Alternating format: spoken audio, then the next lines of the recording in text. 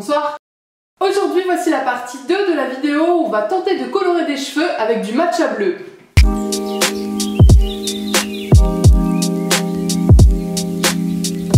Ça commence nickel. Pour ceux qui ne sauraient pas ce qu'est le matcha bleu, je vous invite à aller voir la première vidéo à ce sujet, tout y est expliqué. Aujourd'hui, on va essayer une nouvelle technique, puisque comme vous l'avez peut-être suivi, j'ai réussi à me teindre les cheveux avec du bleu de pastel, qui est le pigment issu d'une plante. Ça a marché. Du coup, peut-être que cette technique-là peut aussi s'appliquer au matcha bleu. C'est ce qu'on va tester aujourd'hui. Enfin, pour être tout à fait honnête, j'ai déjà un peu testé sans vous, mais le résultat est concluant et non, parce qu'en fait, ça fait des cheveux zébrés. Et non, vous ne rêvez pas, je me suis encore coupé une mèche de cheveux. Hein. Oui, si je continue comme ça, je sais, je vais finir sans poil sur le caillou. Écoutez, on est là pour quoi? Faire des tests. Pour cela, j'ai besoin d'échantillons. Alors, la fameuse technique que j'ai trouvée la dernière fois, qui s'est très bien expliquée aussi dans la vidéo sur le pastel, je vous l'avais dans le petit, c'est de chauffer de l'eau à 50 degrés, pas plus, pas moins, de mélanger le pigment à cette température et ensuite d'y plonger les cheveux. Alors c'est plus facile de le faire sur une mèche comme ça qu'une tête, hein, parce que 50 degrés c'est quand même pas top. C'est pour ça que je commence toujours par une mèche. J'ai essayé 2 fois et les 2 fois j'ai eu ça, c'est-à-dire un peu de jaune, un peu de bleu, un peu de jaune, un peu de bleu. J'avais décoloré la mèche à partir du milieu pour avoir des cheveux plutôt blonds et des cheveux plus jaunes là pour voir ce que ça donnait aussi. Et le résultat est le même sur les deux couleurs, c'est-à-dire que ça fait une abeille.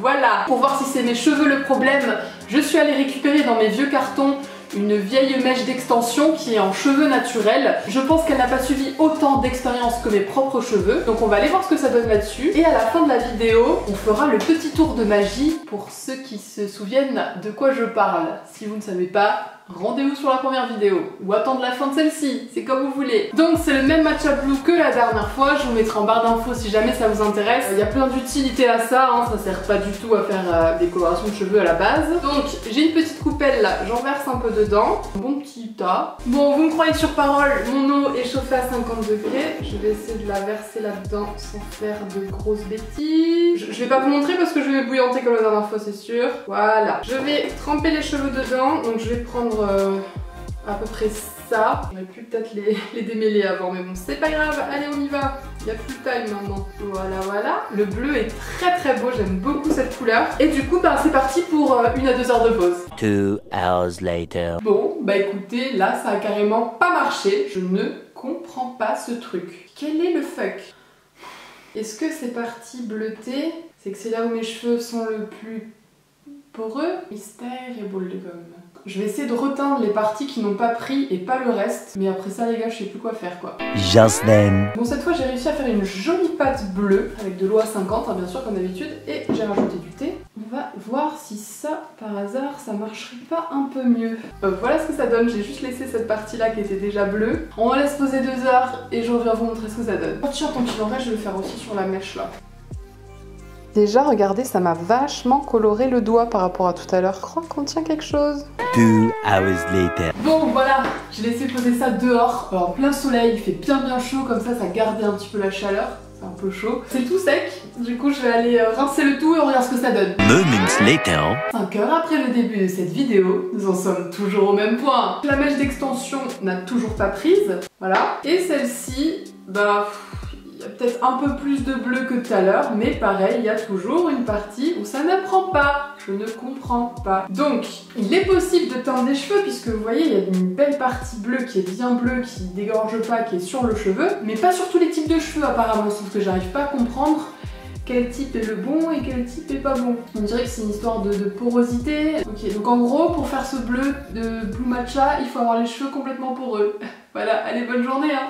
Quelle est la morale de cette histoire ? Dites-le moi, je ne sais pas. Franchement, je vais arrêter là pour aujourd'hui. Hein. Ça marchouille. Voilà, je sais qu'à chaque fois, ça en frustre certains d'entre vous que j'abandonne avant d'avoir trouvé vraiment une solution. Mais là, vraiment, mon cerveau, je ne sais pas quoi faire d'autre. Du coup, je vais attendre vos conseils, vos commentaires, vos idées. Et puis peut-être qu'on fera une partie 3 un jour ou l'autre. On sait jamais. C'est un travail d'équipe. On avance ensemble. Progrès, il y a des progrès, mais c'est pas encore parfait quoi. Ce que je veux quand même qu'on teste avant la fin de cette vidéo, c'est est-ce que avec le citron, le bleu va se transformer en rose, comme c'est prévu avec ce matcha. On se le tente. Honte à moi, je suis une mauvaise tata, j'ai pas de citron frais aujourd'hui, donc je vais utiliser ce petit jus bio. On va verser un peu là. D'abord tester sur le matcha sans cheveux. Tac.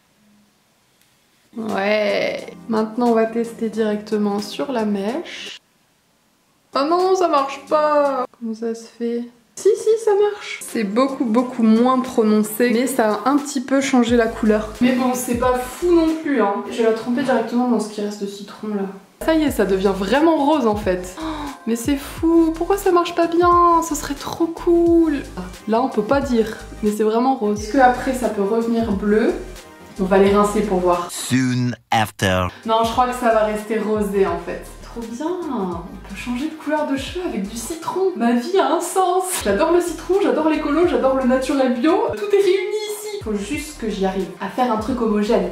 Mais on tient quelque chose les gars. S'il vous plaît, si vous êtes arrivés à ce moment de la vidéo, essayez de me donner toutes les idées qui vous passent par la tête en commentaire. Il faut qu'on résolve ce problème. De toute façon, je vais attendre que cette couleur fade. Je vais essayer d'y mettre des shampoings purifiants à l'intérieur. Et puis on fera une 3e édition, je vous le promets. Mais là pour aujourd'hui, je ne peux pas faire mieux. Donc j'espère vraiment que cette vidéo vous aura plu. Avec mes petits tests chelous, de mèches découpées comme ça. Il y en a plein mon bureau, des cheveux là, c'est n'importe quoi. Mais en tout cas, moi je me suis bien amusée. J'espère que vous aussi. Je vous fais plein de gros cœur sur vous. Et je vous dis à très bientôt pour la prochaine vidéo.